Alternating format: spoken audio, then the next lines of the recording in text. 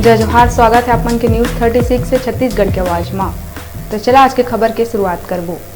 न्यायधानी बिलासपुर ले कांग्रेसी नेता के विवादित वीडियो सामने आए। रतनपुर थाना क्षेत्र में राजीव गांधी युवा मितान क्लब में पुरस्कार वितरण के दौरान कांग्रेस नेता के ग्रामीण मन के संग मंच में विवाद हो गई। ये दौरान कोई एक वीडियो बना ली जिन्हा अब खूब वायरल हुआ थे।